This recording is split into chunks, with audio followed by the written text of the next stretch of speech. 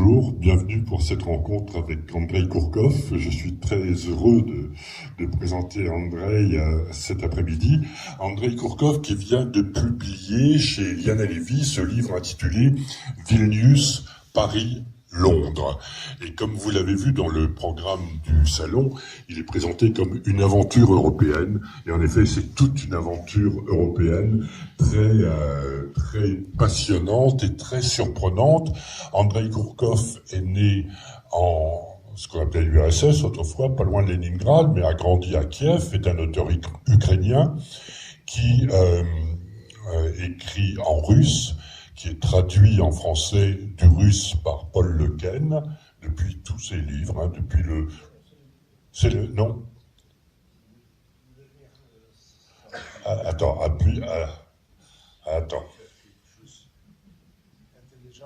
Oui, voilà, ça marche.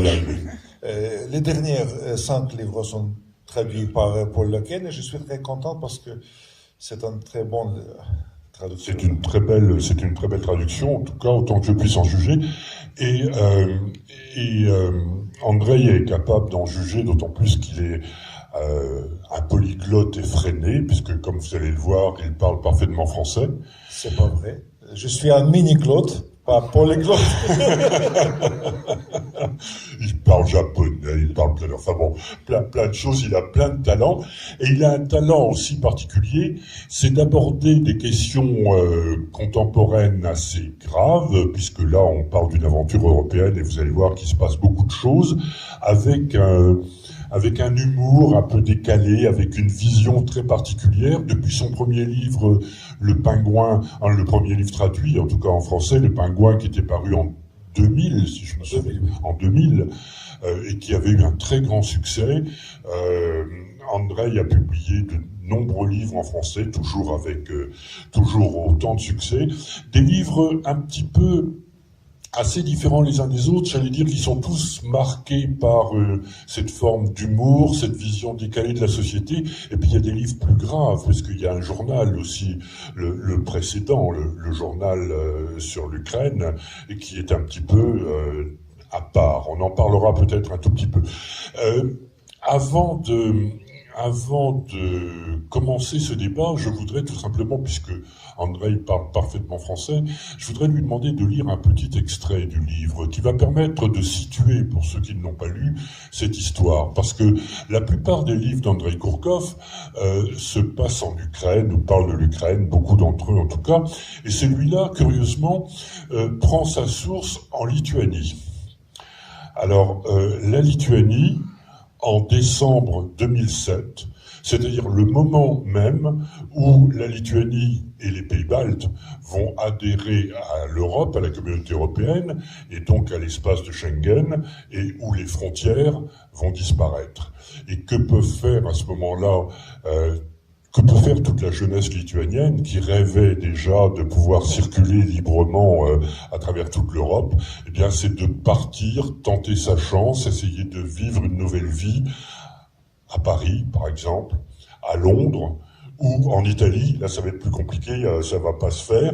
Et d'où le titre du livre, Vilnius, Paris, Londres. On va suivre l'aventure et les mésaventures de plusieurs couples qui partent les uns à Londres, les autres à Paris, d'autres qui restent tout simplement à Vilnius. Et voilà. Alors je voudrais que vous lisiez, Andreï, le petit passage du début, au moment précisément en décembre 2007 où les frontières disparaissent et où tout à coup les Lituaniens ont la possibilité de circuler librement dans l'espace Schengen. Bonjour. C'est vraiment le début. Le 20 décembre 2007, à minuit moins le quart, un vieil homme s'approchait sans hâte d'une barrière près du village de Shestokai, perdu quelque part entre Kalvaria et l'Ajdiaï, juste à la frontière du territoire lituanien, bien loin de la forêt d'Anykščiai. D'un pas assuré, mais curieusement chancelant, il s'approcha et fit halte à 5 ou 6 mètres au beau milieu de la route dont l'accès était défendu par une flèche bicolore. Une maisonnette peinte en vert se dressait à côté, dont 2 fenêtres étaient éclairées. Une lumière légèrement tamisée, presque intime, s'en échappait. Et même la barrière scintillait, éclaboussée par ricochet par cette lumière jaune dont l'éclat, frappant d'abord la neige, s'éparpillait sur toutes les vitres alentour. La porte grinça, un garde-frontière parut dans l'encadrement de bois. Il leva la tête, regarda l'ampoule pendue sous l'avant.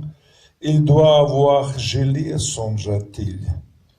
Empoignant la douille d'une main et l'ampoule de l'autre, il les fit tourner dans les 2 sens. Et réveillé par les mains du garde-frontière, la lampe se ralluma. Le soldat, manifestement content de lui, sourit, inspira l'air glacé et l'expira sous forme de vapeur. Il s'appliqua pendant 30 bonnes secondes à ne pas remarquer le vieil homme que la soudaine lumière de l'ampoule ressuscitée forçait à cligner des yeux. Puis, mal à l'aise, il finit par adresser un signe de la tête à l'étranger. L'homme qui l'observait opina à son tour, tira de la poche de son manteau gris au col relevé une montre découssée à l'ancienne mode et en ouvrit le couvercle. Minuit moins 8. Peut-être voulez-vous entrer, demanda poliment le garde-frontière. Peut-être oui, répondit le vieillard, sans pour autant bouger.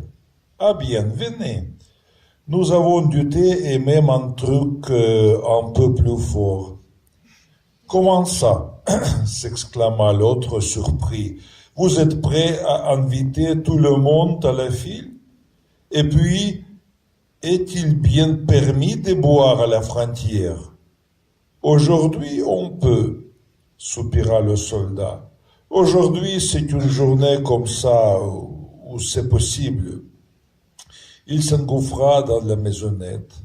À sa suite, le vieux gravit les 3 marches en posant avec précaution sa jambe droite dont les genoux ne pliaient pas et qui se terminait non par une lourde bouton comme la gauche, mais par une rondelle de caoutchouc clouée à un talon de bois. Dans la grande pièce régnait une odeur de cannelle et de clous de girofle. Sur une plaque électrique, une petite bouilloire émaillée soufflait par son bec des nuages de vapeur. Une bouteille trapue déjà guérie trônait sur l'appui des fenêtres entre 2 pots d'aloe, guère plus grands qu'elle. À côté, plusieurs verres à alcool. Et sur le mur, au-dessus du bureau, était accroché un portrait du président Adamkus. Le vieillard considéra tour à tour le président et les 3 gardes présents dans la pièce.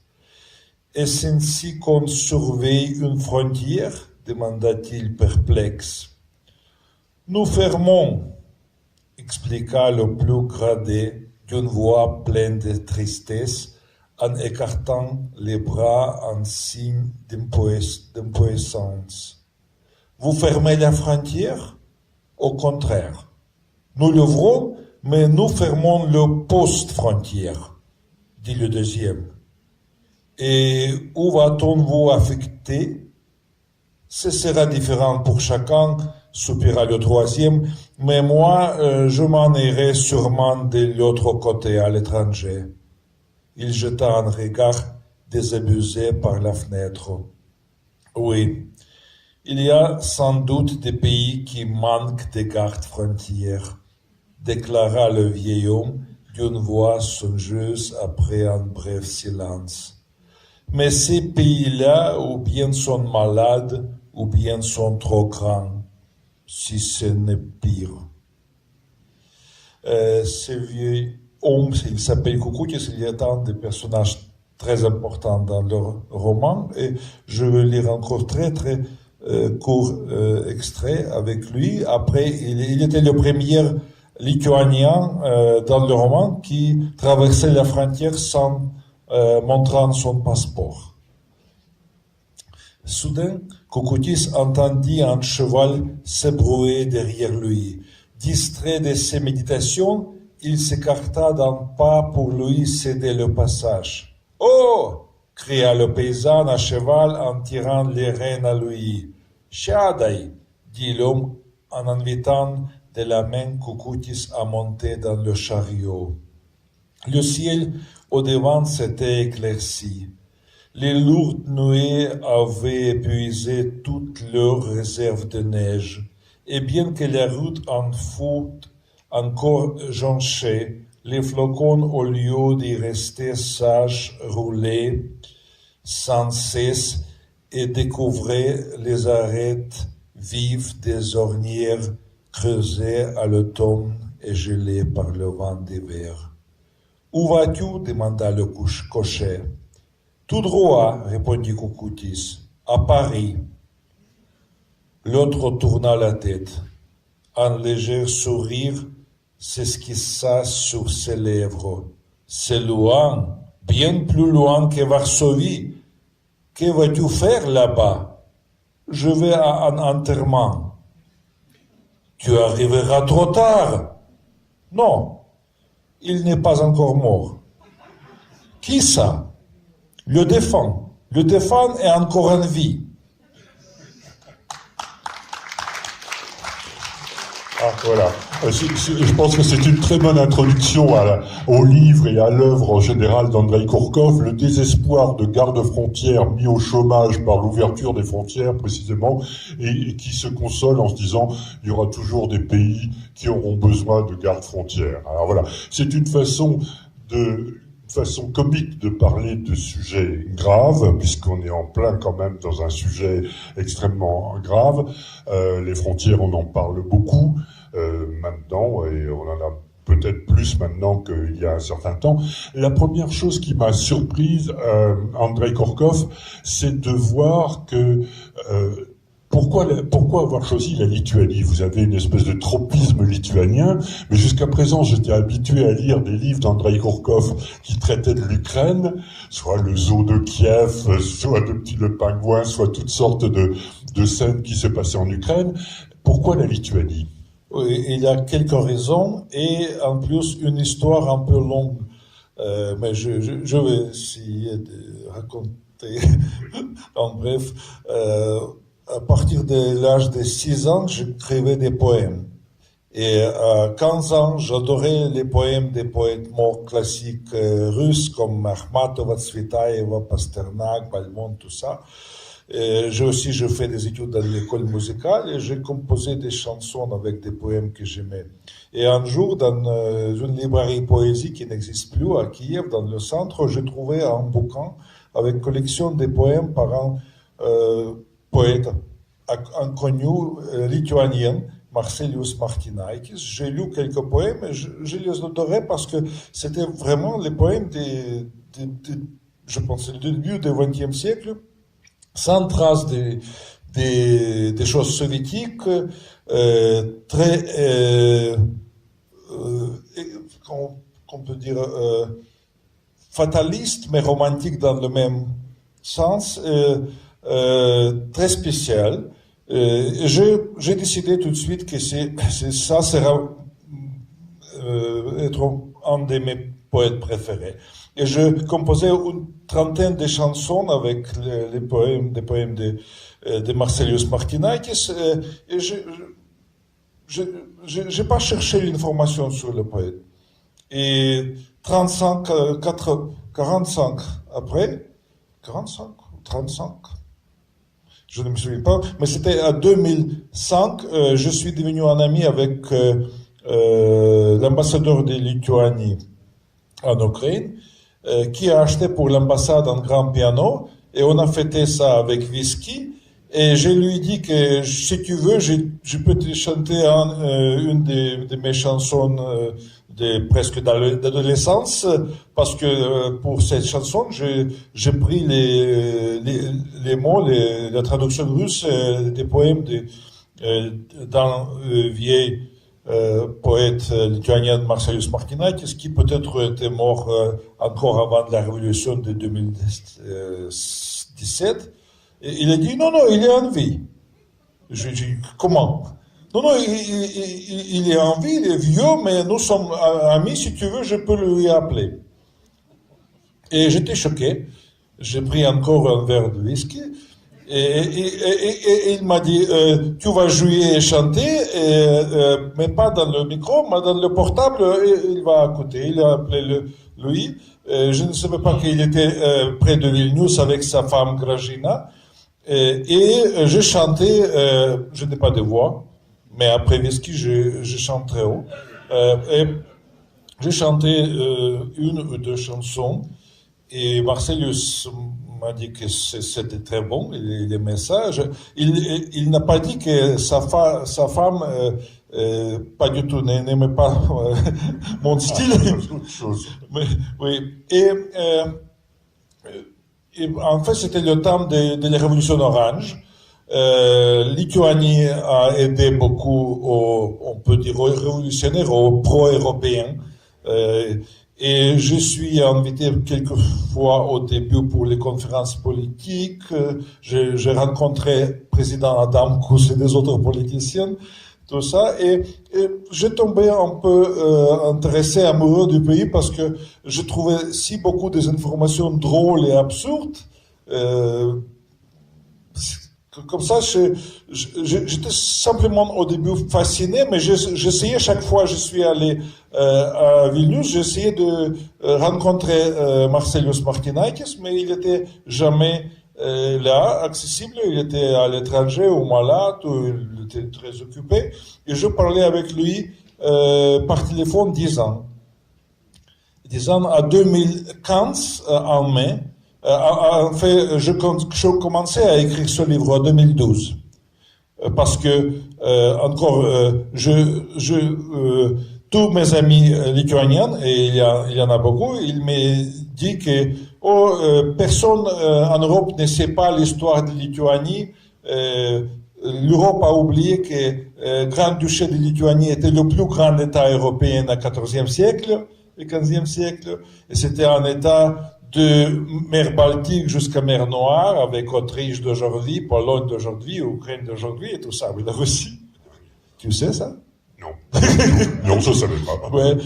Un autre ami lituanien qui est un écrivain, il m'a dit, oh, c'est quel dommage qu'il n'y a pas un grand roman lituanien. Le voilà, le grand roman lituanien. Oui. J'ai commencé, bien sûr, il pensait que je vais écrire sur histoire glorieuse de Lituanie, des Grands-Duchés. J'ai décidé d'écrire d'aujourd'hui sur le temps soviétique parce que l'histoire soviétique de Lituanie était très spéciale. Et il y a beaucoup de détails de cette histoire drôle et absurde dans le roman.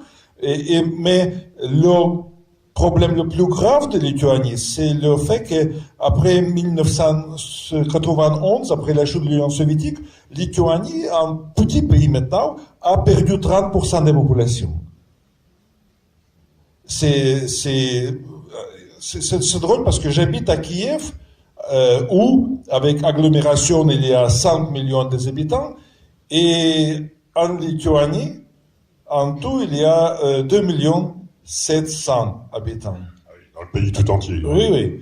Et dans le même moment, il y a 4 groupes de Lituaniens différents, très différents dans le pays. C'est-à-dire, ils sont Lituaniens quand ils sont étrangers, à l'étranger. Quand ils sont dans le pays, ils sont Sudzukijцы, Žemaitijцы, Dzukijцы, etc. 4 nationalités ou sous-groupes. Et Bien sûr, il y avait des moments que j'ai adoré parce que la langue lituanienne, c'est une langue très très différente des autres langues européennes, avec grammaire très latin et lexique pas du tout connecté avec des langues voisines. Il y a des mots qui sont comme les mots grecs, mais on n'a rien à faire avec Grèce. Il y a quelques mots de sanskrit, 500 mots d'origine slave, de Pologne, d'Ukraine, de Biélorussie, tout ça. Mais je crois la littérature lituanienne était créée par les prêtres, parce que seulement les prêtres catholiques étaient éduqués. Et tous les prêtres écrivains et poètes lituaniens étaient bons vivants, avaient beaucoup des amants, beaucoup des enfants, tout ça. Ils sont jusqu'à aujourd'hui les personnages les plus aimés par les Lituaniens. Et je fais un discours en octobre dans la maison d'un de ces écrivains, Maironis, qui était le chef de l'académie catholique à Vilnius. Mais ce que je veux dire, que pratiquement personne a appris lituanien dans le temps soviétique, plutôt à Moscou. Et comme ça, les Lituaniens ont réussi de présenter ces poètes et écrivains bourgeois comme les poètes et écrivains révolutionnaires communistes pour recevoir l'argent de Moscou, pour remonter les monuments, pour rééditer les livres et tout ça. Alors que si je comprends bien, c'était des curés à la base. Oui, oui. Ouais.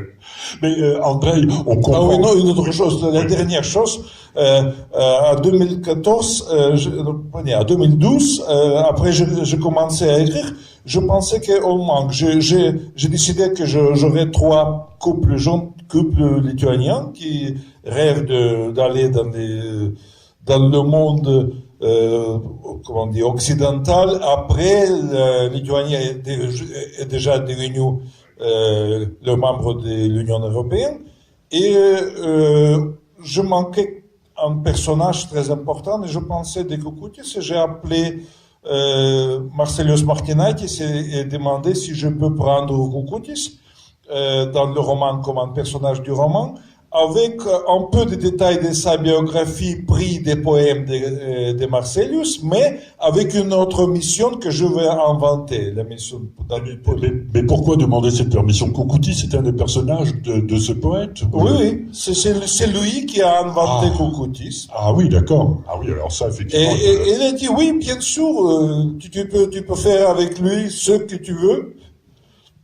Et c'est un personnage magnifique, c'est comme un équivalent lituanien de juif éternel. Oui, c'est le vieux sage qui circule à travers, qui passe les frontières, qui porte beaucoup de choses dans sa jambe en bois, avec 6 passeports de 6 pays différents, mais de même endroit.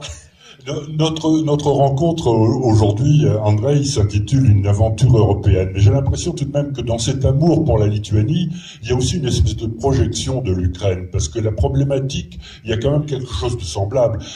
La Lituanie est manifestement, les Lituaniens que vous décrivez sont attirés par l'Occident. Ils ont envie d'aller vivre qui à Londres, qui à Paris, etc.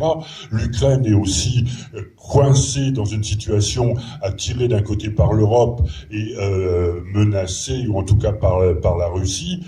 Est-ce que c'était une façon de déplacer un peu le débat, d'avoir plus de liberté pour parler d'un problème qui est un problème aussi typiquement ukrainien?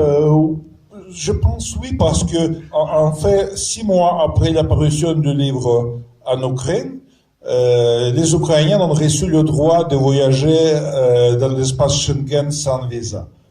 C'est-à-dire, et les premiers lecteurs de livres étaient en fait les parents des jeunes Ukrainiens qui achetaient ce livre pour ses enfants, pour qu'ils lisent et comprennent que l'Europe est réelle. C'est pas toujours la même Europe qui existe dans ses rêves. Alors moi, ça m'a fait beaucoup penser aux lettres persanes d'une certaine manière, parce que on a des couples de Lituaniens, 2 couples de Lituaniens qui débarquent donc l'un à Londres, l'autre à Paris, et qui évidemment découvrent la vie la vie londonienne, la vie parisienne avec une certaine surprise et qui observe la société. Alors je trouve que c'est un roman qui est très instructif pour des lecteurs français, pour des lecteurs anglais aussi probablement, et pour des lecteurs européens dans leur ensemble, parce que tout à coup on a cette vision naïve et un peu décalée des Lituaniens qui débarquent dans une société à laquelle ils ne comprennent pas grand-chose. Je vais juste prendre un exemple. Il y a le couple des Lituaniens qui arrive à Paris. Alors après, ils n'ont pas de ressources, ils n'ont pas de moyens de vivre. Et donc il y en a un qui ne parle pas la langue. En plus, il parle, voilà, détail important, il ne parle pas la langue. Et donc, aller trouver du boulot dans ces conditions-là. Donc il y en a un qui a trouvé un moyen de gagner vaguement sa vie en faisant le clown. Mais en faisant le clown, c'est-à-dire il se met un nez rouge et puis il fait le clown dans la rue, place de la République, devant les enfants qui sont sur le manège, je ne sais pas quoi. Ça marche pas très très bien. Il gagne un petit peu d'argent, il gagne quelques euros, mais c'est pas terrible quand même. Et à un moment, il entend parler d'un marché aux clowns. Je dis, c'est formidable, un marché aux clowns. Là, je vais pouvoir trouver du boulot. Donc, il se rend... c'est du côté de la rue de Sèvres, quelque part, vers Sèvres-le-Court, mais il sait pas très bien où. Il a vaguement une idée du quartier, mais il sait pas où c'est. Donc il va, il observe, et alors là mais tout est une drôlerie extraordinaire et en même temps d'une pertinence sur les sociétés dans lesquelles on vit. Donc le type découvre un café qui est en fait en face de l'hôpital Necker. Et là, vous savez que on essaye de distraire les enfants malades. De plus en plus, on fait appel à des services de clowns. Mais apparemment, là, il y a des clowns privés, si j'ose dire, qui sont là dans un café, qui sont habillés normalement. Ils s'arrangent pour laisser voir qu'ils sont clowns, c'est-à-dire qu'il y a des grosses godasses qui dépassent de leur sac de sport ou des choses comme ça. Et les parents d'enfants malades viennent dans ce café et embauchent à l'heure, à la demi-heure ou pour 2 heures des clowns pour aller distraire leurs enfants. Alors, je ne sais pas où vous avez pêché ça, si c'est vrai ou si c'est pas vrai, mais c'est une histoire extraordinaire. Évidemment, je vous raconte pas la suite parce que ça va déclencher une guerre des clowns où les clowns vont se taper dessus. Enfin bon, bref, on est dans Kourkov quand même, mais c'est une idée formidable. Hein. Et c'est une vision. C'est pour ça que je parle des lettres persanes, c'est une vision tellement décalée sur la société française que, à la fois c'est très drôle, et en même temps ça dit beaucoup de choses sur la réalité. Mais alors, je me suis demandé quand même, parce que, pour ce qui est de Paris, pour ce qui est de Londres, je connais un peu Londres, mais pas suffisamment pour être capable de savoir si ce que vous disiez était vrai, mais sur ce qui est de Paris, je me disais, mais comment cet auteur ukrainien qui présente des personnages lituaniens est au courant aussi précisément de tous les détails de la vie parisienne. Comment vous avez fait? J'ai fait beaucoup de recherches. Je marche toujours les routes qui sont prises par les personnages. Je suis allé 9 fois à Nord-Pas-de-Calais pour les chapitres. Il y a beaucoup de choses qui se passent là, près de Arras, Vimy, Farbus, Toulouse, tout ça. J'ai trouvé ce forêt qui était le champ de bataille de la guerre première mondiale avec des mines souterraines encore. Donc vous faites des recherches, mais des recherches sur le terrain, en quelque sorte. Vous allez vraiment, vous allez marcher, vous allez voir. Oui, mais je aussi, si je trouve un bar sympa, j'essaie de parler au barman. Pour comprendre si je peux prendre lui aussi dans le roman. Il y a quelques personnages vrais avec ce nom propre dans le roman. C'est le libraire des librairies du Globe, François, boulevard Beaumarchais, sa mère de Lille, Nicole, et encore un comédien de Paris qui a un bateau près de Bastille, mais au moment où il est à Thaïlande, Michel Sigala. C'est des personnages qui existent.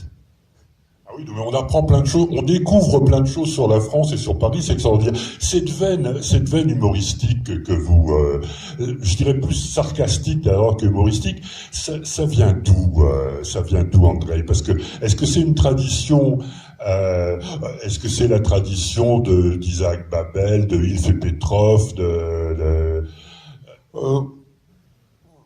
je crois,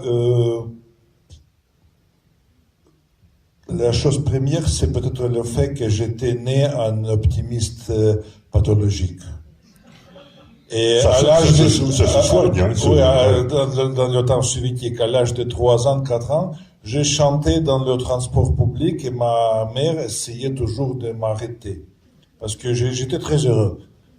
Et après, à l'âge de 13, 14 ans, parce que mon frère était en dissidence anti-soviétique, il a ramené beaucoup de livres interdits. En fait, il se rencontrait ses amis dans notre petite cuisine pour échanger avec des livres, des textes, des photocopies et des blagues politiques. Et j'ai entendu beaucoup de blagues et j'ai commencé à écrire la prose après des poèmes. J'ai inventé des blagues. Mais aussi j'ai lu des livres, j'ai essayé de lire des livres qui étaient apportés par ses amis. Et un des livres était écrit par écrivain de Leningrad avec un destin très tragique, Daniel Charme. Je ne sais pas. Pratiquement c'est le père de la littérature d'absurde. Il était plutôt que Ionesco et Beckett. Il écrit des blagues littéraires très courtes. Il y a des traductions. C'est un petit bouquin en fait. Dans chaque petit texte, il y avait quelqu'un qui était mort et c'était très drôle. Et j'adorais cette attitude. J'ai continué dans le même style au début. Et j'écris 300 petites blagues littéraires avec choses drôles qui se passent. Et peut-être aussi grâce à Louis, j'ai commencé à chercher dans la vie les choses drôles, les choses pas logiques, les paradoxes. Et c'était très facile de l'Union soviétique. C'était aussi très facile après la chute de l'Union soviétique. Aujourd'hui, c'est un peu plus triste. Il y a plus de choses drôles tristes que drôles... Oui, mais enfin, vous avez quand même une propension à trouver les situations drôles, même quand elles ne sont pas, parce que je crois à me rappeler que pendant votre service militaire, vous étiez gardien de prison à Odessa. Oui, 18 mois. Et que vous... Alors, c'est une situation qui ne prête pas forcément au comique, et que pendant ce temps-là, vous écriviez, je sais pas, des blagues ou des chansons, ou en tout cas, vous ne faisiez pas... Je fais beaucoup de choses, là. Oui, vous ne faisiez pas votre rôle. J'avais beaucoup de temps dans la prison. Ah oui. Et alors, comment vous l'utilisiez? Non, j'étais la chance parce que j'avais 24 ans quand je devais faire le service et j'étais plus âgé que des officiers. Mais en fait, au début, j'ai dit que j'ai jamais rêvé d'être un gardien de prison. Je rêve de devenir un écrivain. Et l'officier, le capitaine qui était responsable pour l'éducation politique des soldats, il a dit « Oh, on a besoin d'un écrivain parce que chaque semaine, on a des débats politiques et je dois faire le discours sur l'éducation politique soviétique et tu vas écrire ça. Comme ça, tu peux utiliser le bureau d'un major et presque chaque nuit, je m'installais à 9h du soir à la table d'un officier avec une machine à tapis, le radio, le boyer électrique et bien sûr Kalachnikov parce que officiellement j'étais dans le réserve pour une situation imprévisible et à gauche j'avais beaucoup de journaux militaires avec textes qui ne signifiaient pas rien, c'est-à-dire c'était les noms des soldats kirghizes et ouzbeks, kazakhs, et tous les textes étaient citations des discours de Brejnev ou des autres idéologies soviétiques sur les choses positives des vies soviétiques. Et je fais des plagiats. J'ai coupé des pages de ces journaux. J'ai remplacé les noms des Kazakhs en Canyon avec des noms des Tchétchènes et Ouzbeks de notre détachement. Oui, j'ai rétabli tout ça. Et dans 2 heures, le texte était prêt et je pouvais écrire ce que je veux jusqu'à le matin. Et le matin, j'ai dit oui. Je travaillais toute la nuit. et est-ce que je peux aller me reposer? Et Major Vassiliuk, qui avait un sens de mort très spécifique, il a dit, oui, bien sûr, tu as 30 minutes, repose-toi très vite et très bien. Et reviens. Mais aussi, j'ai continué à composer les chansons là, et on a un groupe, pas de rock, mais un groupe musical, j'ai organisé avec des soldats. Et le seul problème était que les prisonniers avaient aussi un groupe musical. Et il fallait accorder le temps de répétition. Et j'ai composé une chanson que j'ai entendue 3 ans après quand je suis venu à Odessa pour voir les officiers. C'était le marche des gardiens de prison. C'était une chanson très romantique, le marche des nuits avec des ciels, avec des étoiles, tout ça. Quand est-ce qu'on publiera cet appendice aux œuvres de Kourkov avec la marche des gardiens de prison? Alors ça devrait avoir encore beaucoup de succès. Et ce qui est passionnant, c'est que dans votre livre, vous auriez pu parler encore une fois de l'Ukraine, vous auriez pu parler de la Lituanie, mais là vous parlez véritablement de l'Europe en confrontant ces couples lituaniens qui débarquent l'un à Londres, l'autre à Paris, et celui qui reste à Vilnius aussi. Et c'est tout à fait extraordinaire parce que on a le sentiment, alors ce sont des aventures. Vous aurez compris que les aventures de des personnages d'Andrei sont toujours absolument extravagantes, extraordinaires. Le couple qui arrive en Angleterre se trouve concierge, gardien, plus ou moins, d'une espèce de propriété un peu étrange, une espèce de manoir dans la campagne où il se passe manifestement des choses très bizarres. Il y a un côté en même temps un peu polar, un peu roman noir, un peu roman policier dans vous aimez cet aspect-là. Oui, mais c'est pas le polar classique. J'ai jamais été pas classique, ça, oui. De toute façon. C'est un mélange parce que oui, la vie est un mélange. On peut dire c'est l'amour, les problèmes familiales, tout ça, les choses positives mélangées avec des choses négatives. Et bien sûr, il y a beaucoup en Ukraine plutôt peut-être, il y a beaucoup de moments, de détails criminels dans la vie ordinaire. Oui. Mais alors, je voudrais parler un petit peu de ce journal que vous avez tenu pendant la guerre en Ukraine, justement, qui est d'une autre. Alors là, tout à coup, on a quand même le sentiment que il y a des sujets qu'on peut peut-être pas aborder par l'humour. Enfin, il y a de l'humour d'ailleurs dans ce livre, parce que vous êtes bien, oui, mais vous êtes bien incapable de vous en dispenser complètement. Mais là, tout à coup, on est quand même dans une situation qui est différente. On n'est pas dans la fiction en même temps. C'est-à-dire, dans la fiction, vous êtes d'un humour formidable. Là, on est dans une espèce de compte-rendu au jour le jour des événements. Qu'est-ce qui fait tout à coup que vous avez eu le besoin de prendre une plume un peu différente, c'était l'urgence politique, c'était vous vous sentiez obligé de le faire? J'étais en train d'écrire une collection des essais pour mon éditeur autrichien sur la différence entre la Russie et l'Ukraine, la différence entre la mentalité russe, la mentalité ukrainienne, tout ça. Et j'écris quelques essais quand le Maïdan a commencé. Et je m'arrêtais parce que je ne pouvais pas comprendre pour 2 semaines qu'est-ce qu'il passe. Parce que ces manifestations des étudiants étaient très étranges.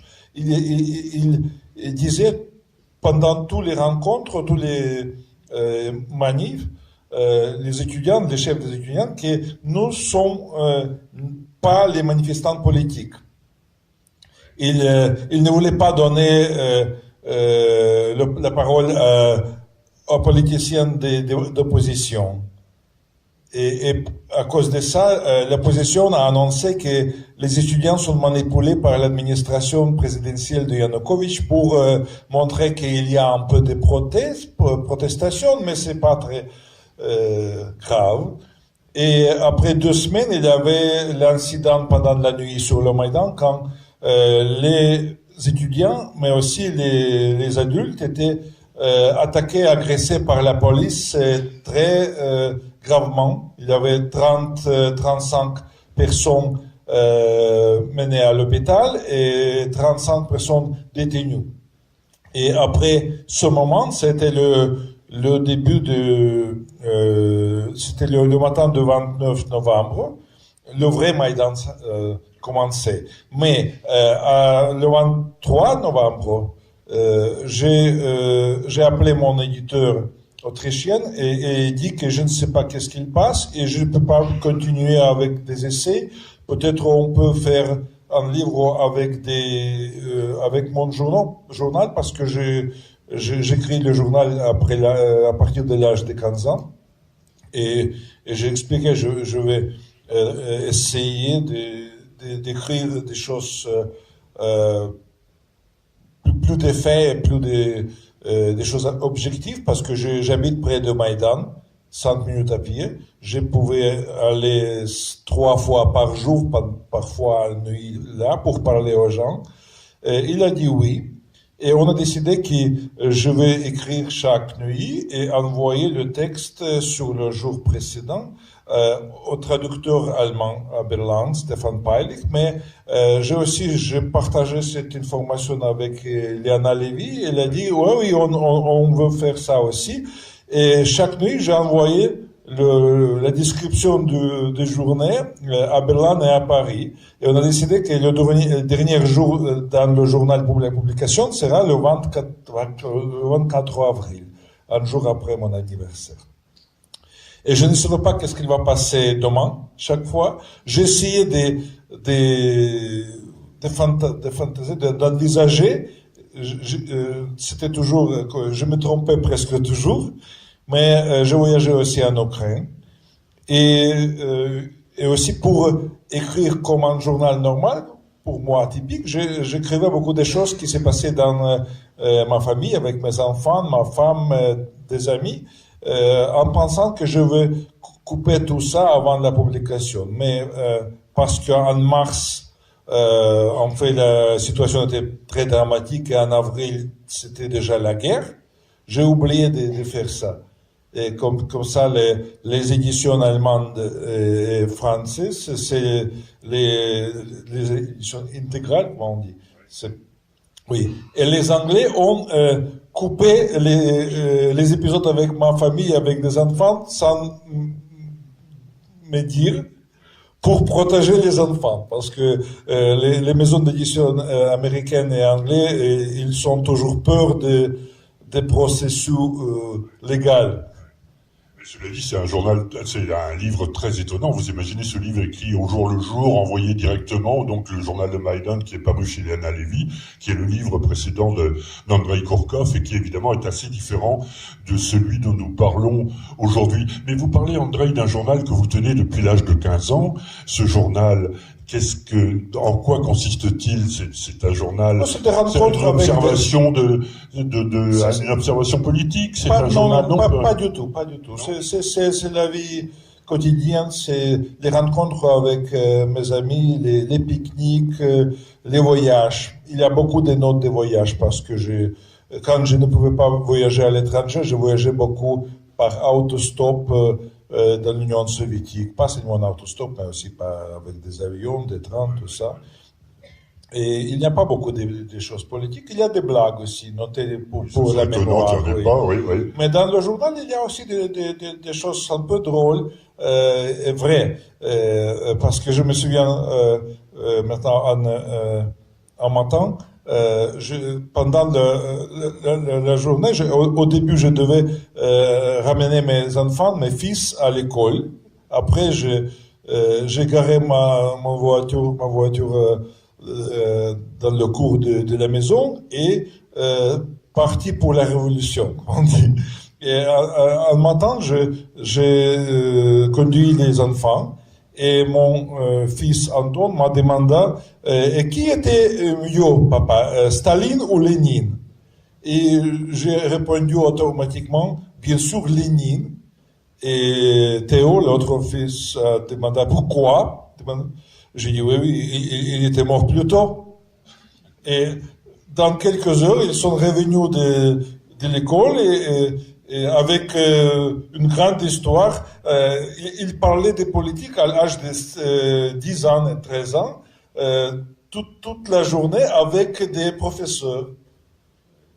Et c'était drôle parce que les enfants commençaient à jouer dans la Révolution. Ils ont rapporté les propos de leur père à l'école. Oui. Je suis pas sûr que ça ait été forcément bien. Ce journal, est-ce qu'il vous sert de réservoir pour vos romans? Est-ce que vous y puisez justement des anecdotes, des situations que vous utilisez après dans votre écriture romanesque? Chaque fois que j'écris quelque chose, j'espère d'utiliser ça, mais ça ne passe pas. Non. Votre vision de l'Europe, c'est très étrange parce que on pourrait penser que c'est un livre sur l'Ukraine, que c'est un livre sur le rapport entre l'Ukraine et l'Europe, que c'est un livre sur la Lituanie. Ça l'est aussi, c'est vrai. C'est aussi un livre sur l'Europe et sur ce que devient l'Europe actuellement. Et de ce point de vue-là, c'est tout à fait intéressant d'avoir le point de vue, justement, un point de vue extérieur, un point de vue un peu décalé sur la vision. Et alors, je ne vais pas vous demander en 2 mots de résumer votre vision de l'Europe parce que ce serait évidemment un vaste sujet et le temps imparti pour notre rencontre n'y suffirait pas, mais qu'est-ce que vous pensez de l'Europe telle qu'elle est aujourd'hui? Oui, il y a beaucoup d'Europe. En fait, c'est le thème aussi parce que les Ukrainiens et les Lituaniens, par exemple, qui connaissent seulement Pologne, ils pensent que l'Europe, c'est la Pologne, mais plus grande. Les Lituaniens qui ne voyagent pas beaucoup, ils pensent maintenant que l'Europe, c'est comme Lituanie, mais beaucoup plus grande. Ouais. Mais c'est la même vie, les mêmes valeurs, c'est vrai, mais les mêmes traditions, les mêmes attitudes et tout ça. Et pour les Ukrainiens, c'est encore plus facile et plus drôle parce que l'Europe, le mot l'Europe pour les Ukrainiens, pour beaucoup des Ukrainiens, ne signifiait pas la région ou l'espace. C'est la qualité de vie. Et on utilise le mot pour dire que oui, je veux vivre en Europe, c'est-à-dire que je veux gagner beaucoup d'argent, avoir les garanties sociales, je veux vivre dans l'état de droit et tout ça. Mais aussi une autre chose, les gens pensent que l'Europe c'est Berlin, Londres et Paris. Et si on les montre, par exemple, Chaumont, Saint-Dié, Lunéville, ils diront non, c'est pas Europe. Europe, c'est plus grande et beaucoup plus dynamique. Je ne sais pas comment on doit le prendre, mais enfin... Vous disiez tout à l'heure, Andrei, là non plus, je ne vais pas vous demander de faire une longue discussion parce qu'on n'en sortirait pas, mais vous étiez en train de préparer au moment du journal de Maïdan un essai pour votre éditeur allemand sur la différence entre l'esprit ukrainien et l'esprit russe. Or, vous êtes né en Russie, enfin en URSS à l'époque, vous vivez en Ukraine, vous êtes ukrainien, vous vous exprimez en russe, vous écrivez en russe, ce qui est peut-être un peu compliqué au niveau de, je ne sais pas si les Ukrainiens le prennent bien ou le comprennent bien, mais en tout cas, quelle serait en 2 mots la différence entre l'esprit russe et l'esprit ukrainien? Oui, il faut comprendre que deux pays, deux territoires ont les traditions complètement différentes politiques, parce que le matrix historique d'Ukraine, c'est anarchie démocratique. L'Ukraine, c'était dans le XVIe siècle le territoire des Cosaques, sans frontières fixées, sans l'argent propre, mais avec l'élection des Hetman. Hetman, c'était le chef du pays, mais plutôt de l'armée des Cosaques. Et bien sûr, comme les Ukrainiens étaient toujours anarchiques, ils ont élu le Hetman, et le matin prochain, il était mécontent avec lui et voulait déjà lui déposer ou remplacer avec quelqu'un d'autre. Les Ukrainiens sont plus individualistes, ils ne sont pas collectifs. Ils sont comment on dit, égoïste dans le pas sens négatif, mais plutôt pour eux, ta maison, ton appartement, ta terre est plus important que toutes les autres choses. Pour les Russes, le matrix historique de la Russie, c'est la monarchie. Les Russes sont collectifs. Ils adorent le tsar. Et si ils sont pas contents avec le tsar, ils tuent le tsar et adorent le prochain. Et tous les Russes ont le même image de grande Russie où ils veulent être riches et heureux. En Ukraine, chaque Ukrainien a dans sa tête une image différente d'Ukraine où il veut devenir riche et heureux. C'est-à-dire il y a 40 millions d'Ukrainiens différents dans les têtes des Ukrainiens et il y a bien sûr une grande Russie, même standard dans la tête de chaque Russe et il y a un tsar Poutine qui va rester toujours jusqu'à sa mort le propriétaire de la Russie. En Ukraine, on ne sait jamais qui va être élu. On a des élections parlementaires présidentielles l'année prochaine. Je ne sais pas le résultat. En Russie, on sait toujours le résultat. Oui, c'est une belle différence. Est-ce qu'on peut dire, Andrei, que ce livre, déjà son titre incite à le penser, que c'est un livre sur la notion de frontière, qui est quand même une question qui est qui se pose dans le monde entier aujourd'hui. Il suffit de voir les États-Unis, le problème des frontières aux États-Unis, etc. C'est quand même, et c'est une des raisons pour lesquelles ce livre est particulièrement pertinent de nos jours, c'est une réflexion sur la frontière et sur le territoire. Oui, mais c'est pas seulement les frontières physiques, c'est aussi les frontières des traditions, les frontières réelles mais invisibles. C'est comme la frontière avec le territoire de la bière et du vin en France. Oui, c'est une belle comparaison, oui. Oui. Ça existe. Oui, ça existe. Oui, mais c'est pas marqué. Oui, absolument. Et là, il y a beaucoup de frontières, effectivement. Alors, il y a un personnage, on n'a pas beaucoup parlé du personnage de Coukoutis, parce que lui, justement, il passe les frontières, lui aussi, mais il n'aspire pas à partir vivre comme les autres, refaire sa vie à Londres, à Paris ou à Rome. Et c'est un personnage qui est un peu le contrepoint et qui est je disais tout à l'heure le sage de l'histoire, mais c'est lui aussi qui est un peu d'une certaine manière la morale du livre. Hein. Oui, et je dois expliquer qu'est-ce qu'il fait. Une autre chose sur Lituanie, en fait, parce que en France, en Belgique, en Allemagne, il y a toujours un Dieu, un Jésus. Oui. En Lituanie, c'est le seul pays avec deux Jésus. Le Jésus universel, qui vous le connaîtrez bien, et le Jésus qui s'appelle Rūpinto Elis, et c'est le même Jésus, mais il est toujours assis et il pense toujours que c'est le monde des Lituaniens. Et à cause de ça, il a le nom lituanien. Ah oui. Et il est toujours sur la table pendant le Noël. C'est un Jésus privé, quoi. C'est Jésus privatisé par les Lituaniens. C'est ça. Ah oui. Oula, je ne savais pas, oui. Non, il est présent là. Oui, je savais, mais moi, j'ai pas l'habitude d'en avoir peu. Oui, mais Coukoutis, il est comme un ambassadeur de Rūpinto Elis, de Jésus lituanien. Il pense de lituanien. Il a un cœur très spécial. C'est le cœur avec une fonction des GPS du malheur des Lituaniens. C'est-à-dire, il sait qu'il fait mal à droite du corps, c'est Angleterre, il faut aller là, parce que là, il y a des Lituaniens qui ont des problèmes, qui souffrent. Ouais. Si c'est à gauche, c'est la France, et parfois, une fois, il fait mal dans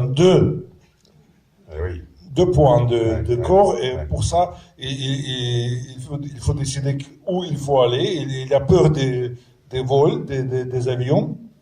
Il marche, il voyage par autostop, mais il sait qu'il va toujours venir en retard. Mais en tout cas, il est là pour les Lituaniens. Comme le dernier, comment on dit, Ce recours, je sais pas, le oui. dernier, oui.